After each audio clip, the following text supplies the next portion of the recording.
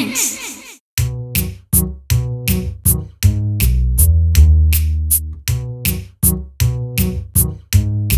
നമ്മൾ ആദ്യമായിട്ടല്ലേ ഒരേപോലെ തന്നെ ഗാർഡനിൽ എത്തുന്നത്? അതെ, അതുകൊണ്ട് ആർക്കും ഒരു പരാതിയുമില്ല, പരിഭവവുമില്ല. സാധാരണ ഞാനാണ് വേട്ടമൃഗം. അത് നീ താമസിച്ചു വന്നിട്ടല്ലേ? ഒന്ന് നിർത്താമോ? ജോർജ് എന്തു പറയാനാ അത് നമ്മളോട് ഇവിടെ വരാൻ പറഞ്ഞത്? അറിയില്ല പ്രിൻസേ. എന്താ ആ ഉരുണ്ടുവരുന്നത്? അയ്യോ, അതവനാ. എന്റെ കർത്താവേ, ഉപദ്രവമൊന്നും ഉണ്ടാവല്ലേ? എന്റെ കസിനായതുകൊണ്ട് പറയുവല്ല. അതെ, നീ ഒന്നും പറയണ്ട. ആള് വലിയ സന്തോഷത്തിലാണല്ലോ. അതെ, തിരിച്ചു വരുമ്പോഴും ഇത് കണ്ടാ മതിയായിരുന്നു. Hi friends. Hello George. എല്ലാവരും കൃത്യസമയത്ത് തന്നെ എത്തി അല്ലേ? പിന്നെ ഞാൻ പറഞ്ഞാൽ ഈ കുട്ടികൾക്ക് തള്ളിക്കളയാൻ പറ്റുമോ? അപ്പോൾ ഈ വരുന്ന ഞായറാഴ്ച എന്റെ കുർബാന കൈക്കൊള്ളപ്പാടാണ്. അപ്പോ നീ ഇതുവരെ കൈക്കൊണ്ടില്ലേ? അതിന് ഞാനിവിടെ ഇല്ലായിരുന്നല്ലോ. സ്വൈര്യമുണ്ടായിരുന്നു. പിന്നെ ആദത്തിന്റെ ഡാഡി പറഞ്ഞുകൊണ്ട് മാത്രമാണ് ഞാനിവിടെ നിൽക്കുന്നത്. എന്റെ ഡാഡി എന്നോട് ചെയ്ത ഒരേ ഒരു ദ്രോഹം. സമയം എപ്പോഴാണ് ജോർജ്? അത് രാവിലെ സ്റ്റെഫി. ഞങ്ങൾ തീർച്ചയായും എത്താം ജോർജ്. തീർച്ചയായും വരണേ. എനിക്കിവിടെ വേറെ ഫ്രണ്ട്സ് ഒന്നുമില്ല. വന്നേക്കാം ജോർജ്. നീ വരുന്നതിന് മുമ്പ് തന്നെ ഞങ്ങൾ പള്ളിയിൽ കണ്ടിരിക്കും, പോരെ? ഓക്കെ ഓക്കെ, എന്നാ അപ്പോ കാണാം.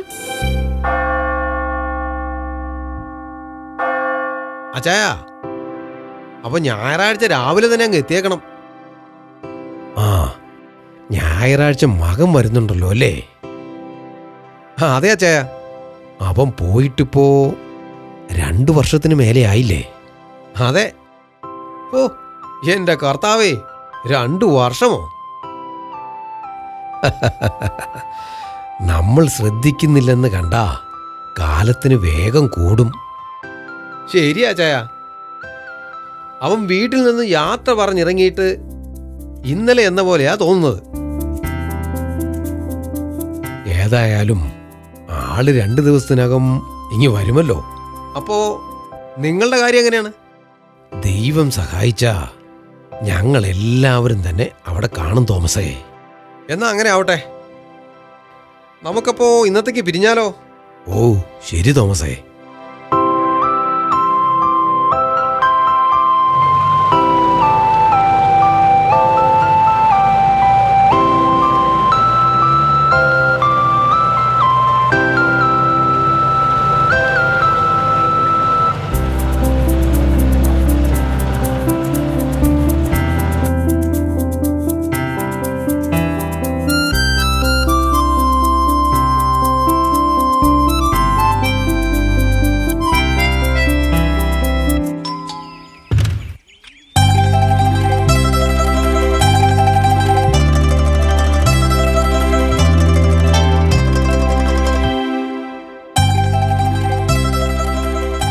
ഞായറാഴ്ച വേറെ പ്രോഗ്രാമൊന്നും ഇല്ലല്ലോ അല്ലേ? ഏയ്, ഇതുവരെ ഒന്നുമില്ല. നമുക്കെന്നാ എല്ലാവർക്കും തോമസിന്റെ വീട് വരെ ഒന്ന് പോകാം. അവിടെ എന്തെങ്കിലും വിശേഷമുണ്ടോ? തോമസിന്റെ മകനെ ഓർക്കുന്നില്ലേ? ആ, അവൻ ഞായറാഴ്ച വരുന്നുണ്ട്. ആണല്ലേ? ഞായറാഴ്ച എല്ലാവരും ഫ്രീ ആണെന്നാ തോന്നുന്നേ. നമുക്ക് പോകാം. ശരി ശരി. ഏതായാലും എല്ലാവരോടും ഒന്ന് പറഞ്ഞേക്ക്. ശരി. ആ തീരാറായ മരുന്നിന്റെ ലിസ്റ്റും എടുത്തൊന്ന് പുറത്തു വെച്ചേക്ക്. ഞായറാഴ്ച പോകുന്ന വഴി അതും കൂടെ വാങ്ങാം. ഓർമ്മിപ്പിച്ചത് നന്നായി. ഞാൻ അക്കാര്യം മറന്നു കിടക്കുമായിരുന്നു. ശരി ശരി.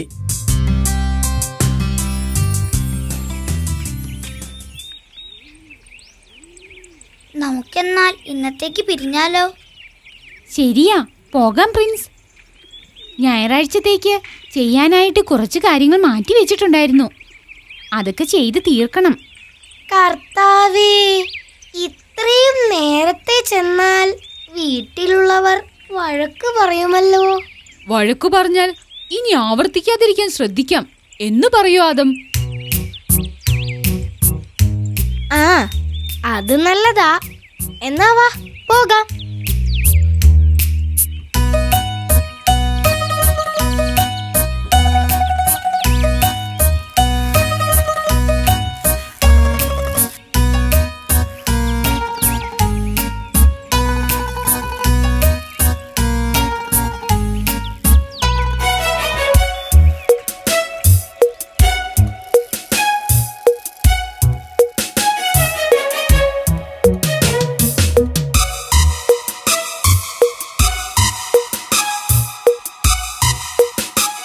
ഗാർഡനിൽ ജോർജ് വന്നിട്ടുണ്ടായിരുന്നു. ആദത്തിന്റെ കസിനല്ലേ? അതെ മമ്മി. അവൻ ചുമ്മാ വന്നതാണോ അതോ? ജോർജിന്റെ കുർബാന കൈക്കൊള്ളപ്പാടാണ് മമ്മി. ആഹാ, നിങ്ങൾ എല്ലാവരും പോകുന്നുണ്ടോ? പോണം മമ്മി. അവനിവിടെ വേറെ ഫ്രണ്ട്സ് ഒന്നും ഇല്ലല്ലോ. നിങ്ങൾ തീർച്ചയായും വരണമെന്ന് പറഞ്ഞാ വിളിച്ചത്. അതിനെന്താ, അതൊക്കെ നല്ല കാര്യല്ലേ.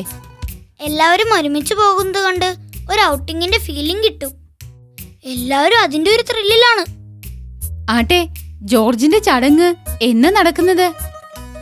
അത് ഞായറാഴ്ചയാ മമ്മി. അയ്യോ, ഞായറാഴ്ചയാണോ? എന്താ മമ്മി? അന്ന് നമ്മുടെ തോമസ് അങ്കിളിന്റെ മകൻ വരുന്ന ദിവസാ. നമ്മളെയെല്ലാം തോമസ് അങ്കിൾ അങ്ങോട്ടേക്ക് ക്ഷണിച്ചിരിക്കുകയാ. കർത്താവേ, ആണോ? അതേലോ പ്രിൻസ് മോനെ. മമ്മി, എനിക്കിത് ഒട്ടും ഒഴിവാക്കാനാവാത്തതാണല്ലോ. ജോർജ് അത്ര കാര്യമായിട്ടാണ് ഞങ്ങളെ വിളിച്ചത്. അതോർത്ത് മോൻ ടെൻഷൻ അടിക്കണ്ട. ഇനിയും 2 ദിവസം ഉണ്ടല്ലോ. നമുക്ക് ആലോചിച്ച് തീരുമാനം എടുക്കാം. ശരി മമ്മി. അല്ലെങ്കിൽ വേണ്ട, മോൻ ആ ചടങ്ങിന് പോയിക്കോ. ഞങ്ങൾ അങ്കിളിന്റെ വീട്ടിൽ പൊക്കോളാം. തോമസ് അങ്കിളിനോട് ഞാൻ പറഞ്ഞോളാം. എന്താ? ഒന്ന് നോക്കിക്കേ പ്രിൻസേ, അതാരാണെന്ന്. ഹലോ പ്രിൻസേ, ഇത് ഞാനാ. ആ, പറയൂ സ്റ്റെഫി. ഞായറാഴ്ചത്തെ പ്രോഗ്രാമിന് എങ്ങനെയാ പ്രിൻസേ? നമ്മൾ എല്ലാവരും പോകാമെന്നല്ലേ പ്ലാൻ ചെയ്തത്? അതല്ല പ്രിൻസേ, ഗിഫ്റ്റ് എന്തെങ്കിലും കൊടുക്കണ്ടേ? ശരിയാ, അങ്ങനെ ഒരു കാര്യമുണ്ടല്ലോ. അതെ, റോമെക്സ് ആണ് എന്നെ വിളിച്ച് ആ കാര്യം ഓർമ്മിപ്പിച്ചത്.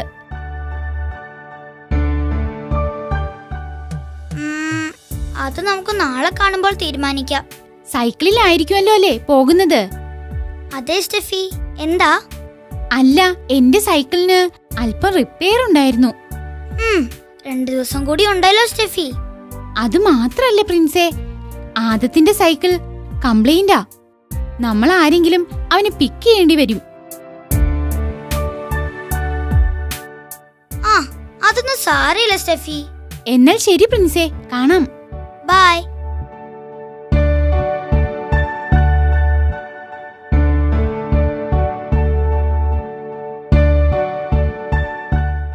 ആരായിരുന്നു പ്രിൻസ് മോനെ? സ്റ്റെഫി ആയിരുന്നു ഗ്രാൻഡ്പാ. ആ, പിന്നെ ഗ്രാൻഡ്പാ, ഞായറാഴ്ച തോമസ് അങ്കിളിന്റെ വീട്ടിലെ പരിപാടിക്ക് എനിക്ക് വരാൻ പറ്റുന്ന കാര്യം സംശയമാണ്. അതെന്താ പ്രിൻസ് മോനെ? ഗ്രാൻഡ്പാ, അന്നാണ് ജോർജിന്റെ കുർബാന കൈക്കൊള്ളപ്പാട്. ആണോ? അതെ ഗ്രാൻഡ്പാ. തോമസ് ആണെങ്കി പ്രിൻസ് മോനോട് വരാൻ പ്രത്യേകം പറയണമെന്നാ എന്നെ പറഞ്ഞ് ഏൽപ്പിച്ചിരിക്കുന്നത്. ഞാനിപ്പോൾ എന്തോ ചെയ്യും ഗ്രാൻഡ്പാ? എനിക്കത് ഒട്ടും ഒഴിവാക്കാൻ പറ്റില്ലല്ലോ. സാരമില്ല, മോനെന്നാ തോമസ് അങ്കിളിനോട് വിളിച്ചൊന്ന് പറഞ്ഞേക്ക് വരാൻ പറ്റാത്തതിന്റെ കാരണം. ശരി ഗ്രാൻഡ്പാ. പിന്നൊരു ദിവസം വന്ന് കണ്ടോളാം എന്നും പറയണേ. പറയാം ഗ്രാൻഡ്പാ, ഞാൻ ഇപ്പോൾ തന്നെ വിളിച്ചോളാം. ശരി പ്രിൻസ് മോനെ.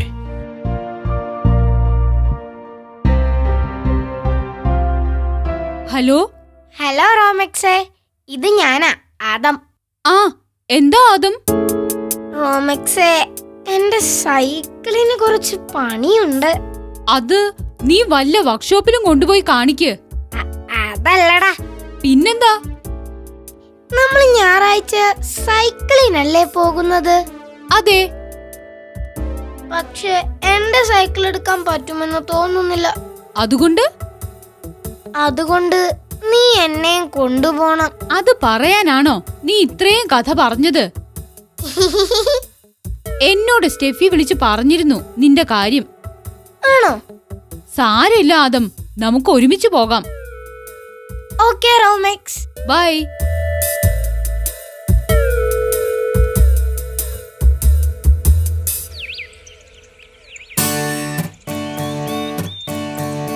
എല്ലാവരും വന്നല്ലോ, ഇനി പോകാം. പ്രിൻസേ, ഗിഫ്റ്റിനുള്ള ക്യാഷ് പിരിച്ചതല്ലാതെ ഗിഫ്റ്റ് വാങ്ങിയിട്ടില്ലല്ലോ. അത് സാരമില്ല സ്റ്റെഫി, ഗിഫ്റ്റ് നമുക്ക് പള്ളിയുടെ മുമ്പിലുള്ള ഷോപ്പിൽ നിന്ന് വാങ്ങാം. എന്നാൽ പിന്നെ നമുക്ക് ഇറങ്ങിയാലോ? ആദം റോമിക്സിന്റെ കൂടല്ലേ കയറുന്നത്? അതെ. എന്നാൽ നീ താമസിക്കണ്ടാവാ.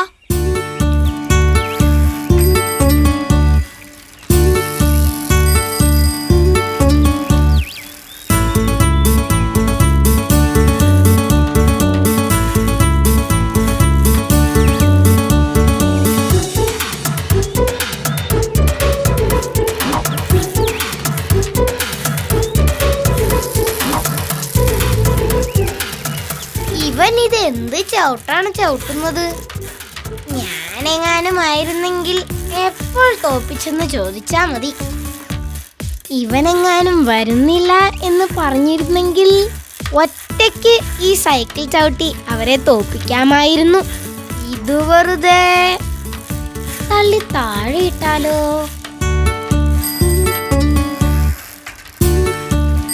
ആദം, നീ സൂക്ഷിച്ചിരിക്കണേ, നമുക്കവരെ തോൽപ്പിക്കാം. ഞാൻ സ്പീഡിൽ ചവിട്ടാൻ പോവാണ്.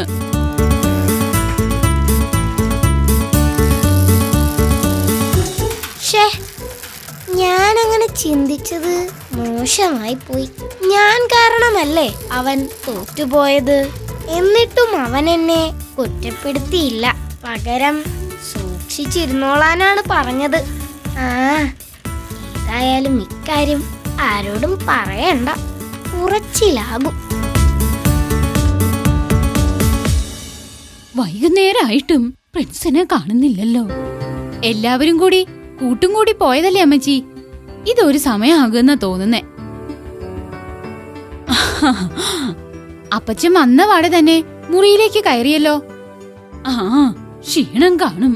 അവിടെയും ചുമ്മാതിരിക്കുവല്ലായിരുന്നല്ലോ. അതെ അതെ.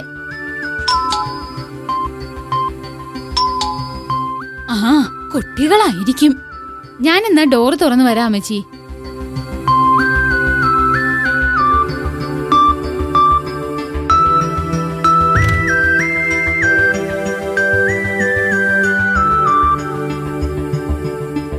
ആഹാ, എല്ലാവരും ഉണ്ടല്ലോ.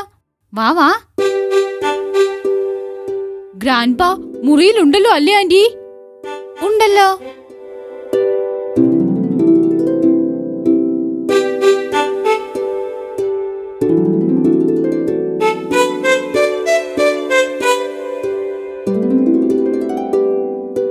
ഗ്രാൻഡ്പാ, തോമസ് അങ്കിളിന്റെ വീട്ടിലെ ഫംഗ്ഷൻ എങ്ങനെയുണ്ടായിരുന്നു?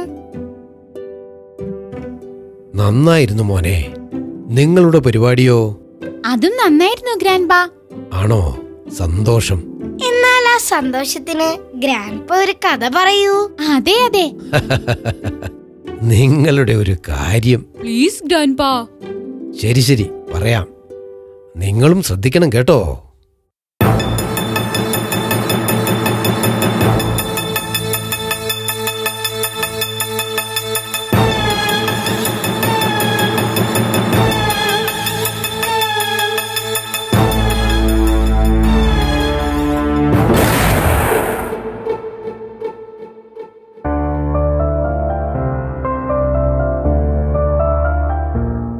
മാരിയോ എന്നൊരു തേയിലത്തോട്ടക്കാരനുണ്ടായിരുന്നു.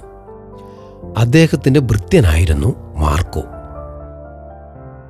ഒരിക്കൽ അവർ തേയിലത്തോട്ടത്തിൽ പോയ ദിവസം കനത്ത മഴ പെയ്യുവാൻ തുടങ്ങി.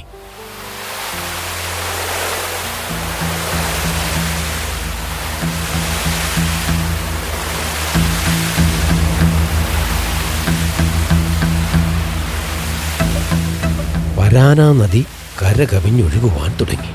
അവർ ഒരു വൈക്കോൽ കൂമ്പാരത്തിന് മേൽ പിടിച്ചു കയറി. ശക്തമായ ആ മഴയിൽ മൃഗങ്ങൾ ചത്തുമലർന്ന് ഒഴുകുന്നത് അവർ കണ്ടു. ക്രമേണ അവരുടെ വൈക്കോൽ കൂമ്പാരവും വെള്ളപ്പാച്ചിലിൻ്റെ ആക്രമണത്തിന് വിധേയമായി. ഈ ദുസ്ഥിതിയിൽ മാർക്കോ ഇങ്ങനെ ചിന്തിച്ചു: ഏതാനും മണിക്കൂറുകൾക്കകം താനും യജമാനനും ഇരിക്കുന്ന വൈക്കോൽ കൂമ്പാരം ഇടിഞ്ഞു വീഴും. കാരണം താങ്കൾ രണ്ടുപേരെയും താങ്ങാനുള്ള ശക്തി ഇതിനില്ല. യജമാനനെ വെള്ളത്തിലേക്ക് തള്ളിയിടാം, താനെങ്കിലും രക്ഷപ്പെട്ടേക്കാം. എന്നാൽ അടുത്ത നിമിഷം യജമാനനായ മാരിയോ ഭൃത്യനായ മാർക്കോയെ ചേർത്ത് പിടിച്ചു. കാരണം അവൻ താഴേക്ക് പോകുമോ എന്ന സന്ദേഹം അദ്ദേഹത്തിനുണ്ടായിരുന്നു. യജമാനന്റെ ഈ പ്രവൃത്തിയിൽ മാർക്കോ സ്തബ്ധനായി. അവൻ പശ്ചാത്താപ വിവശനായി. തൻ്റെ യജമാനൻ എത്ര നല്ലവൻ! അദ്ദേഹത്തെ ഇല്ലാതാക്കിയിട്ട് ഞാനെന്തിന് ജീവിച്ചിരിക്കുന്നു? ഇത് ചിന്തിച്ച് വെള്ളത്തിലേക്ക് ചാടാൻ ശ്രമിച്ച മാർക്കോയെ മാരിയോ പെട്ടെന്ന് കടന്നു പിടിച്ചു. എന്നിട്ട് പറഞ്ഞു: വിഡ്ഢി, നീ എന്താണ് ചെയ്തത്? ദൈവകാരുണ്യത്താൽ വെള്ളം താഴാൻ തുടങ്ങി. അവർ രണ്ടുപേരും രക്ഷപ്പെട്ടു. വേലക്കാരനെ സഹോദരനായി കണ്ട മാരിയോ രണ്ടുപേരുടെയും രക്ഷയ്ക്ക് കാരണമായി. കഥ ഇഷ്ടപ്പെട്ടോ? നല്ല കഥ ഗ്രാൻഡ്പാ. എന്റെ കർത്താവേ, രാവിലെ ഉണ്ടായ സംഭവം പോലാണല്ലോ ഗ്രാൻഡ്പാ പറഞ്ഞ ഈ കഥ. ഞാൻ ചിന്തിച്ചത് തെറ്റാണെന്ന് മനസ്സിലാക്കി തന്നത് കൂടാതെ ഇനി ഒരിക്കലും അങ്ങനെ ചിന്തിക്കരുതെന്നല്ലേ കർത്താവ് ഈ കഥയിലൂടെ ഗ്രാൻഡ്പയെ കൊണ്ട് പറയിപ്പിച്ചത്? എന്റെ കർത്താവേ, എന്നോട് എന്നേക്കുമായി ക്ഷമിക്കണേ.